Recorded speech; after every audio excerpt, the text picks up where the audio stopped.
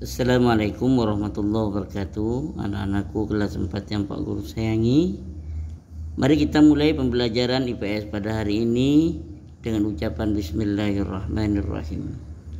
Nah, anak-anakku, kalian buka LKS-nya halaman 29. Mari kita bahas bersama soal di LKS khususnya untuk pelajaran IPS untuk pendalaman materi, yaitu halaman 29. Tolong diambil buku LKS-nya, kita isi bersama-sama. Nomor 1, kehidupan manusia tidak bisa dipisahkan dengan lingkungannya. Hal tersebut dikarenakan lingkungan telah menyediakan kebutuhan manusia.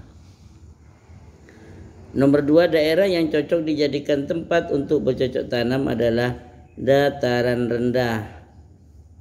Nomor 3, punahnya salah satu spesies akan memicu yaitu kepunahan spesies lain. Dan selanjutnya nomor 4, hutan yang mempunyai keadaan alam demikian rupa sehingga pengaruhnya yang baik terhadap tanah, alam sekelilingnya dan tanah air perlu dipertahankan, disebut hutan lindung. Nomor 5, berikut bukan termasuk hewan langka di Indonesia adalah ikan arwana. Selanjutnya, jelaskan bahwa lingkungan berfungsi sebagai tempat pencari makan. Lingkungan merupakan sarana pemenuhan kebutuhan makhluk hidup. Nomor 2, lingkungan berfungsi sebagai tempat mencari makan. Tuliskan contoh dari pernyataan tersebut. Nelayan memperoleh nafkah dari laut. Petani memperoleh nafkah dari hasil pertanian, yaitu berupa padi, kemudian jagung, kacang-kacangan dan lain sebagainya. Nomor 3, apa mata pencarian penduduk yang tinggal di dataran rendah? Pertanian, lahan industri, kemudian peternakan dan perumahan.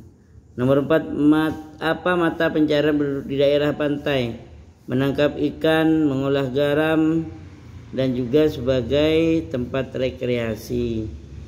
Nomor 5, lingkungan yang bagaimanakah yang perlu atau diperlukan oleh makhluk hidup, yaitu yang aman, nyaman, tempat tinggal yang diperlukan makhluk hidup.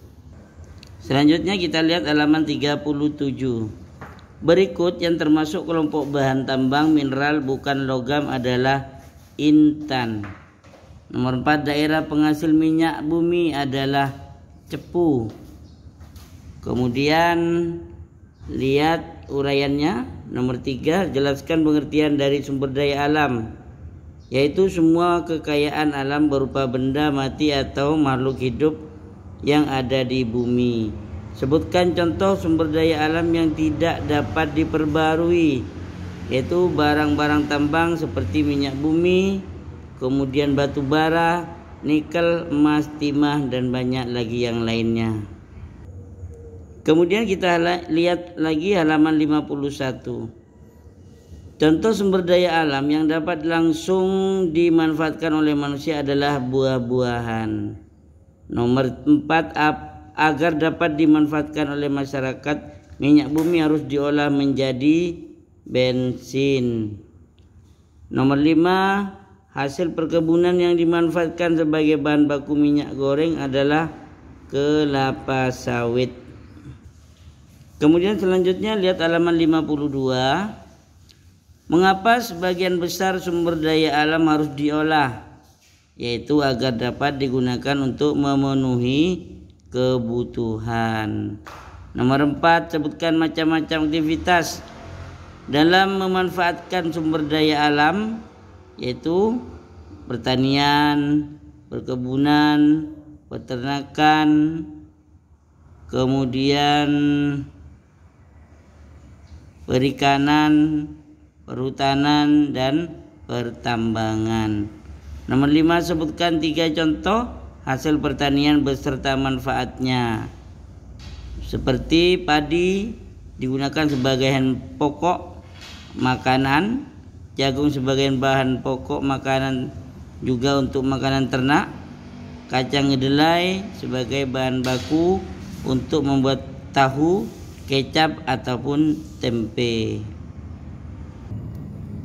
Kemudian selanjutnya kita lihat halaman 59.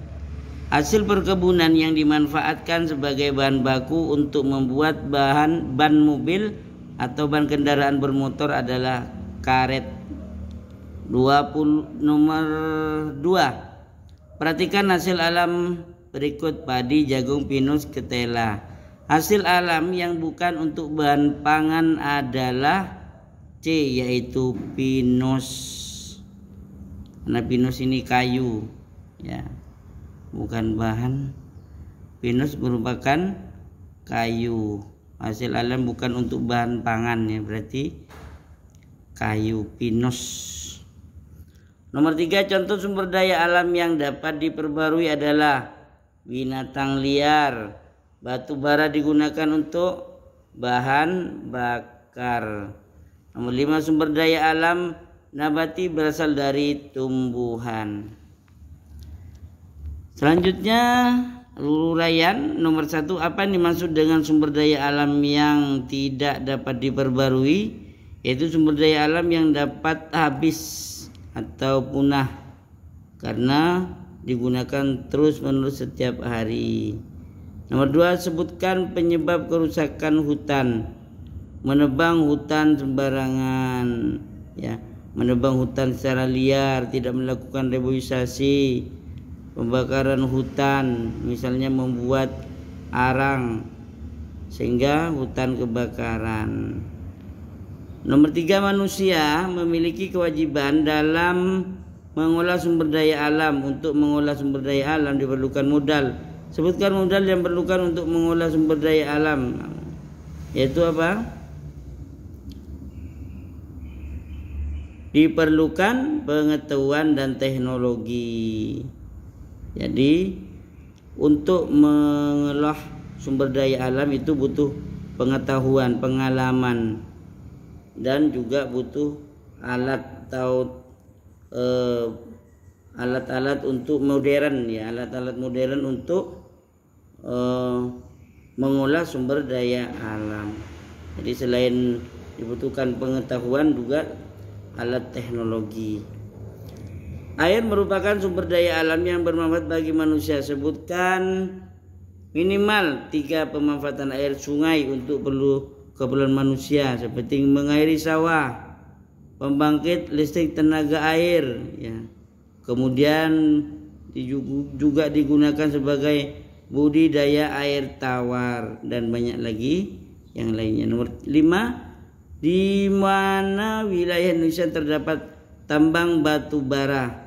Yaitu terdapat di Kalimantan dan Sumatera. Nah, anak-anakku kelas 4 yang Pak Guru sayangi, inilah pembahasan soal untuk IPS. Kalian isi IPS-nya dan untuk persiapan menghadapi ujian kenaikan kelas nanti. Mudah-mudahan bermanfaat. Pak Guru akhiri dengan alhamdulillahirabbil alamin. Wallahul muwaffiq ila aqwamit thoriq. Assalamualaikum warahmatullahi wabarakatuh.